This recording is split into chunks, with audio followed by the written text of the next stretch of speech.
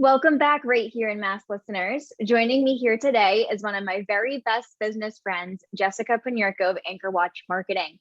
Whether I catch myself in a sticky situation and need advice, want to chat with someone who just gets it, or I have something excited to share, Jess is always that person I turn to.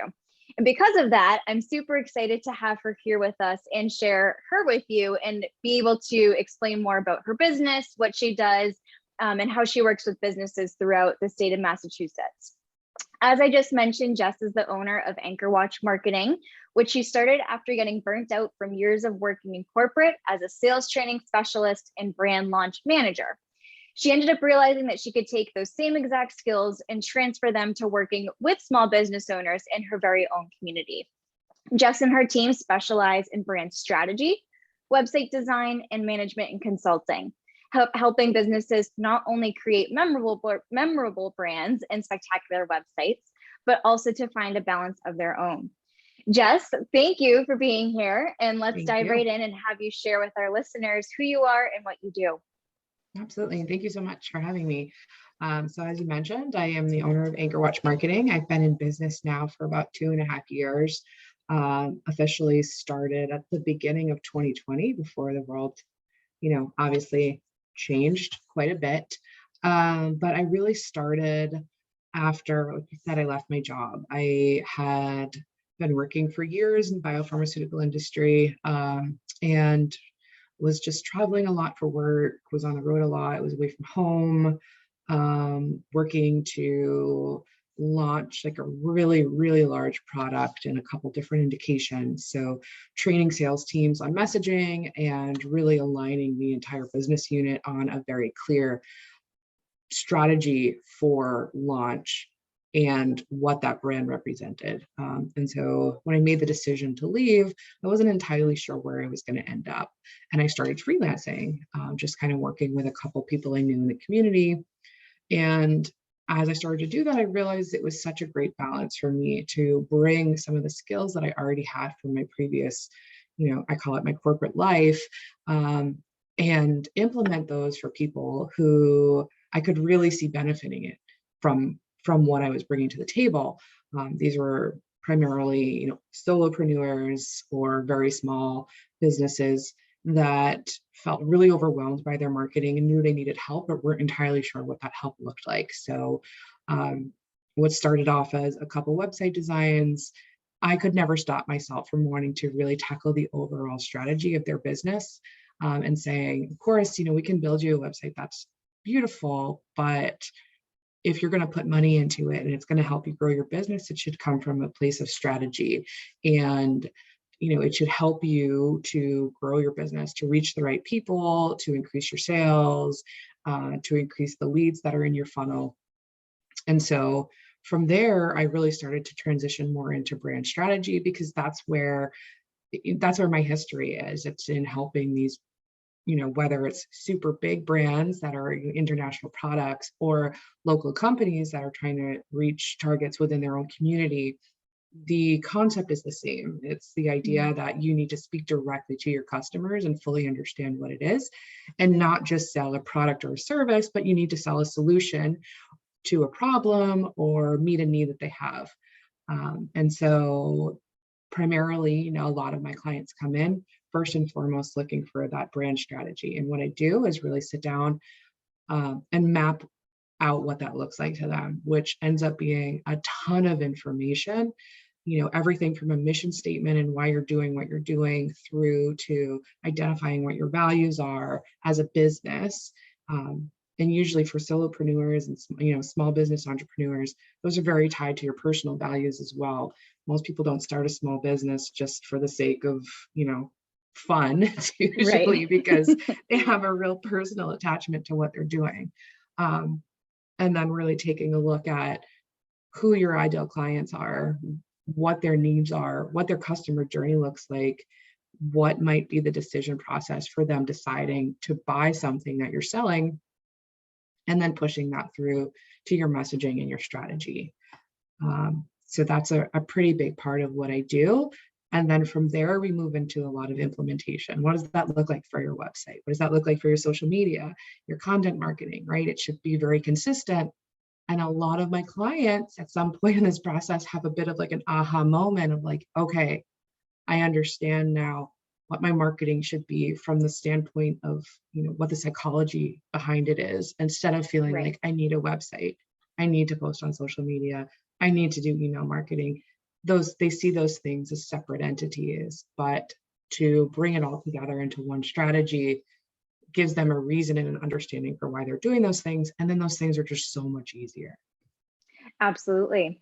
And for our listeners, Jess actually lived in Cambridge for a number of years before moving to Marshfield in 2018, was it? Yep. So we Yeah. bought our house in 2018 and made the trek from the city. And so that was another aspect of me leaving my job, is that commute was, I went from being able to walk to work to being, taking a commuter rail train to the Red Line. Right. So it was a major difference in my day-to-day life. Yeah, absolutely. And from making that transition from the city to a small coastal town like Marshfield, you've ended up getting a lot of clients that are in that area or mainly focused in Massachusetts specifically. And so that's something that a lot of our listeners are really keen about, is being able to attract customers that are local to them. So I'd love if you could share what you did to be able to cultivate those relationships locally and then also help your clients do the same.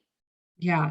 So for me personally, I would say, I had started my business obviously right before um, COVID really kind of broke out. And I was living in an area where I still didn't really know a ton of people. And so one of the decisions I made early on was to join my local Chamber of Commerce here in Marshfield. And even through the pandemic, when everything was virtual, they provided me with a lot of opportunities to do, virtual networking events. And that was really how I met a lot of people. And I am a very strong advocate for chambers of commerce. I think it's one of those things where you get what you put in Right. that you pay for your membership, and that's great. But it's also understanding that at its core, a chamber of commerce is a network of small business owners in your community who have very common interests, right? Um, and the best way to leverage that is to go and meet those people where they are. And, people aren't going to be able to give you referrals or recommendations if they don't know who you are and what you do.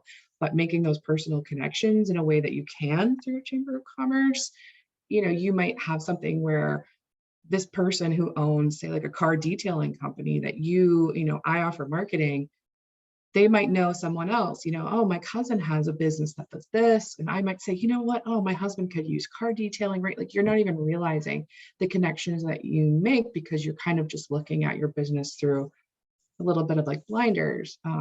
But for me, the chamber opened up so many opportunities because I got to meet personally so many people. And now whether I need power washing in my backyard or I need, I plants for my garden, I know business owners in my community. And so I frequent those businesses. And for me, that's been beneficial because now they know who I am. I get to explain what I do. And I'm top of mind when they're thinking about, whether they need marketing or not. Now they know me. And so they're thinking about me when they have conversations with people in their day-to-day lives. So that I think is huge. I tend to recommend to my clients that are, really focusing on local businesses to do the same, whether Right. it's, whatever area they're in. There's a lot of great chambers of commerce across the state of Massachusetts. So, finding one or a couple that includes, people that you can make direct connections with. And there's a lot of things from a marketing standpoint that you can do, whether it be, leveraging social media and engaging with other community members. I've Mm-hmm. had some clients that have had great success, launching businesses mostly by connecting with other area business owners through social media. And even, SEO, local SEO, there's a ton of opportunity to target your audience through the keywords you use on your website, the way you use your Google My Business profile, and building it out so that you can reach not just other business owners, but, customers in a way, where they are, where they're actually at. Absolutely. And you just mentioned a few really good pieces of gold that I wanted to highlight on, with the first being chambers of commerce. So just like Jess, I'm a very big proponent of finding local chambers of commerce that you can join, whether it's exactly for the town or city that you live in, or there's some regional ones that you can join as well, which help to cover an area of locations, kind of giving you a bigger geographic region to network in. The Marshfield Chamber of Commerce is actually how Jess and I met. And so with that, it's just been really beneficial for people to join these chambers, not only to get business from it, but also be able to have those connections that will come from it too. And so the other thing that you mentioned was local SEO, which I'm glad you brought it up, because if you didn't, I was going to and pick your brain about it.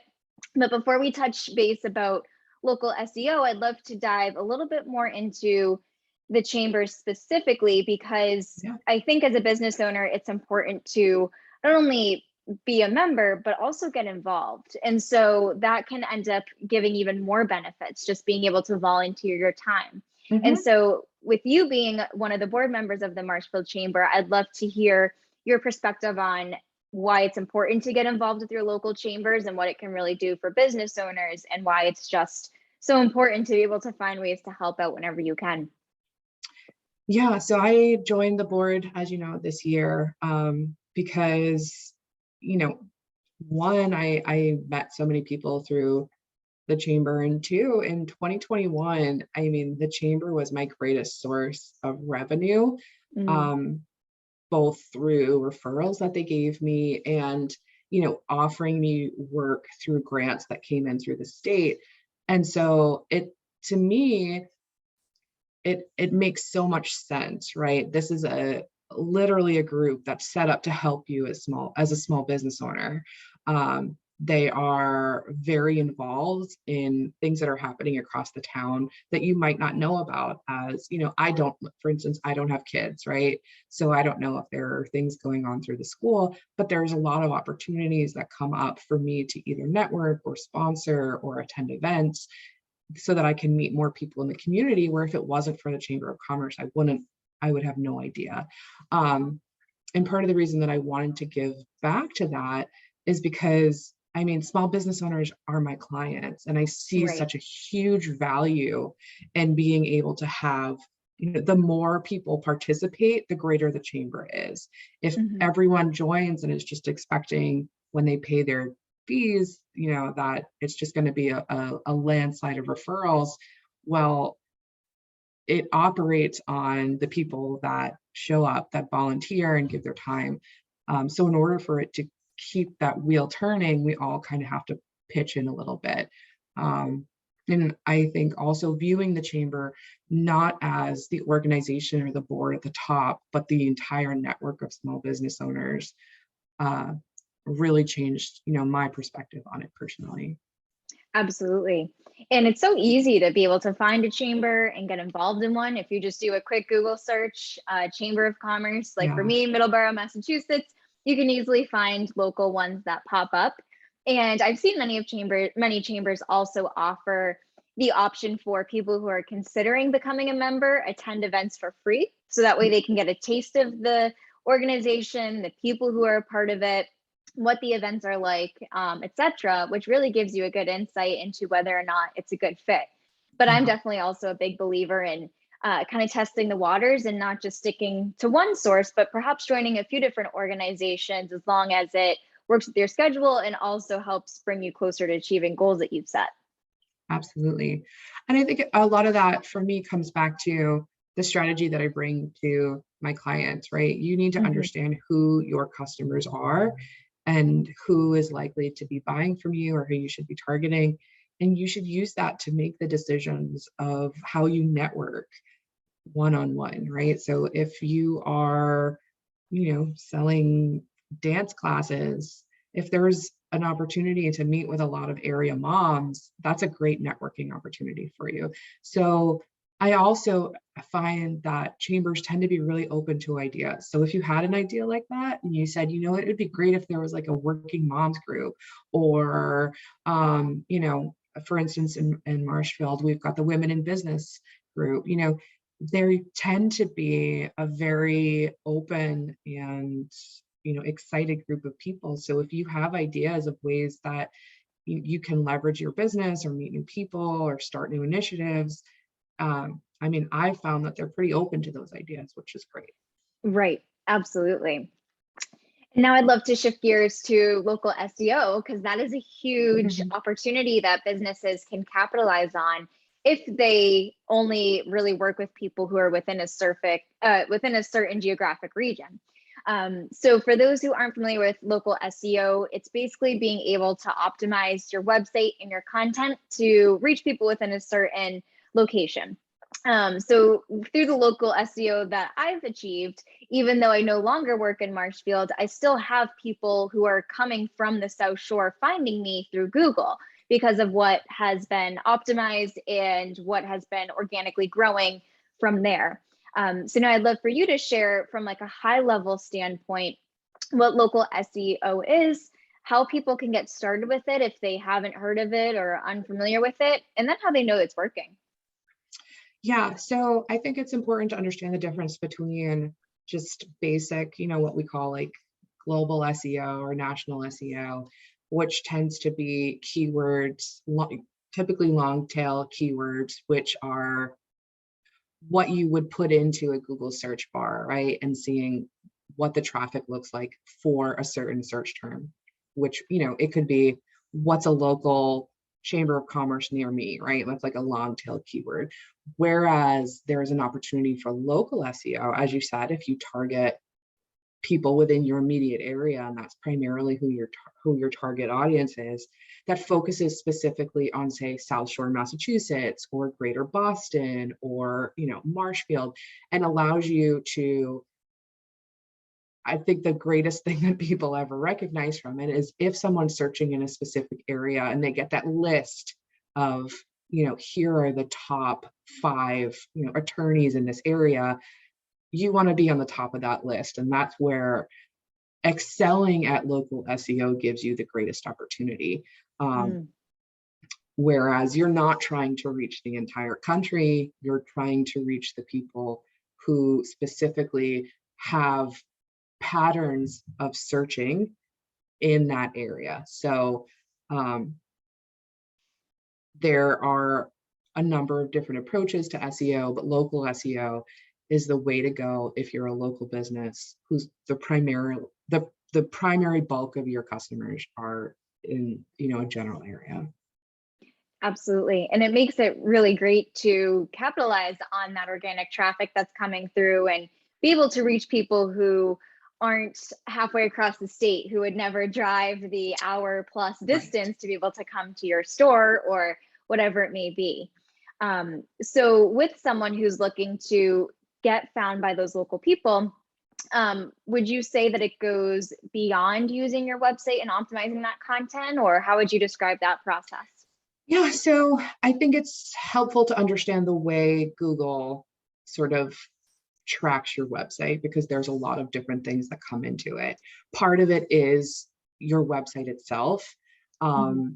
What sort of keywords are showing up in your headers, if you are using meta tags on things, if you're including locations in the descriptions of your website, everything from like if you've logged the sitemap of your website with like a Google Search Console or something similar, if you're putting alternate descriptions on your photos, but some of it also is things that live off of your website.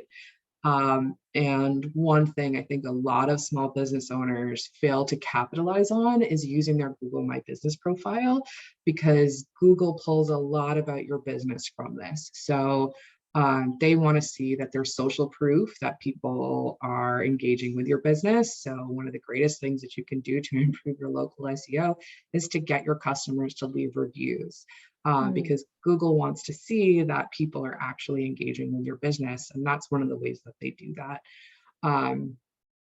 Also, if you have a lot of links on your page linking out to other credible sources.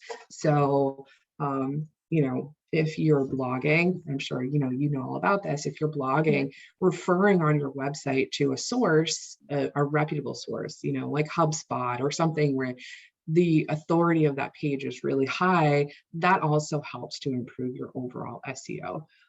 So there are, a lot of tools out there, paid, and some even basic free ones that will allow you to kind of see where your website's ranking up against maybe some of your direct competitors and where there's opportunity to improve the overall authority of your site so that Google starts to rank it a bit higher. Absolutely. And for people who are local, they might say, I know so many people already in person that I don't need a website for my business. So what would you say to people who have relied on that local word of mouth marketing? No, this is one of my favorite topics. We've talked about this a lot. My answer is it's 2022, first and foremost, right? Yeah. And your website, unless you've decided that you have no capacity for any more business or you're scaling down or whatever that looks like for you, it's the purpose of your website is to help grow your business. You should be leveraging your website to capture leads, to nurture those leads, to regularly share updates on what you're doing, to share about your services. Otherwise, and this is an example I love, if someone's looking for you directly, say they hear about you and they search you in Google and Google doesn't have a website to direct them to, do you know what they're going to show them? They're going to show them another business who does what you do. So you are handing over business to someone else if you don't have a website for your business. I can't stress basically that enough. shooting yourself in the foot. You really are. You really are, because we all want business as business owners, right? We're not saying, you know what, I've had enough and I never want to get another client again. So not having a website to me is such a miss in your ability to grow your business. Yeah. Yeah, absolutely. And one other thing that I want to capitalize on too, because you really excel with helping your clients to find this, is before you even begin thinking about your marketing, like really identifying that ideal client or customer profile. And so being able to know who you want to work with, how you can help them, what they may be coming to you for, and then being able to create your entire marketing plan around that. How would you describe that people who have a local clientele specifically would go about knowing who their ideal audience member would be? Yeah, so I'm glad you brought that up. I do have a resource on my website for anybody who wants it to just kind of go and download a profile that you can fill out. I recommend that most businesses tend to, usually have between 4 and 6. A lot of people come to me and they say, I know exactly who I'm targeting, right? Say I'm targeting millennials between the ages of 25 and 40 who like to shop for clothes. Okay, well, that's a very broad group, right? That includes moms in the suburbs, that includes women in the city, even in Massachusetts, right? So I think it's important to break down to as simple of a level as you can who those people are, especially if you're targeting local people, because casting a super wide net is not necessarily the way to go. That's the way to kind of waste some of your marketing resources and just say, I'm going to market to everybody, right? That's like one of my favorite sayings. If you're marketing to everyone, you're marketing to no one. So even if, you're afraid that getting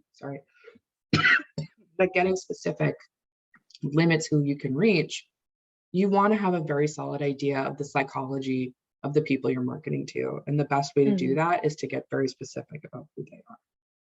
Yeah, definitely. And then that way you're making sure that the content that you're creating, the services or products that you're offering are actually in line with those people and not attracting the wrong group of people and therefore completely steering you in the wrong direction. Exactly. Yeah. And it's been something you can have good leads and bad leads, right? And yes, you don't want to waste your resources on a bad lead that is never going to convert to something useful for you or your business. Right. Absolutely.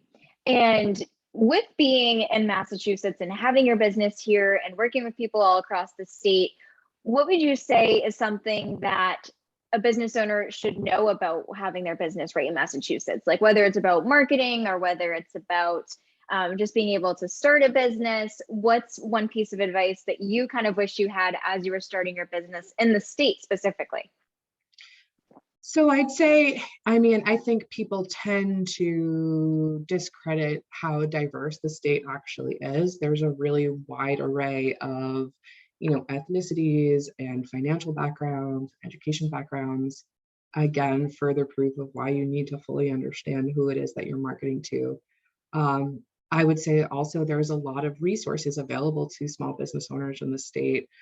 I've done work with SCORE. There's a lot of small business association opportunities. It doesn't have to be so intimidating, and don't be afraid to ask for help, because there are a lot of resources that are even free to you to be able to set your business up. And also, again, just coming back to local SEO, I think there is a strong appetite, especially after what we've all been through over the last 2 years, for people to buy from local small businesses. So even if you do offer something that is available to the broader, population of the country, don't ignore the fact that there are people in your community who would love to support you as a local business owner, and pass up the opportunity to market directly to them. Absolutely.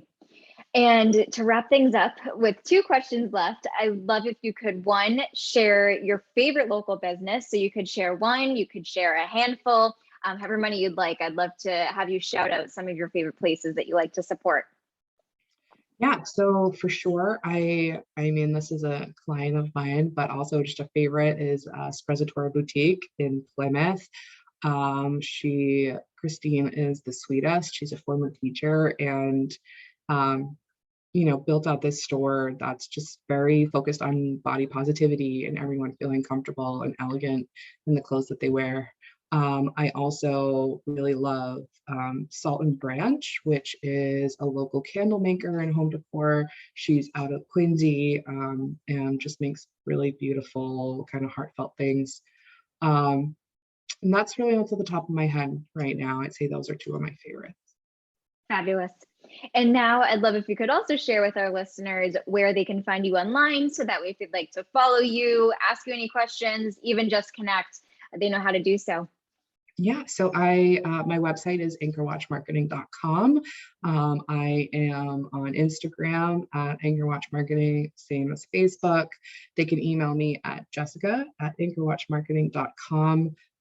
Also, LinkedIn, anywhere. Always love just meeting small business owners. That's one of my favorite things to do, because I'm really passionate about kind of helping them. And, we certainly don't have to exchange any money. I just love being able to connect with people. So definitely. And to reiterate what Jess mentioned earlier, she does have on her website a freebie of how to be able to identify your ideal client or ideal customer. And I will link to all of those within the show notes, so that way, if any of you missed it as you're going through and listening to this episode, you can go through and click and follow and connect with Jess from there. But Jess, thank you so much for having us. And I hope our listeners enjoy listening to this as much as I did recording it with you. Thank you so much.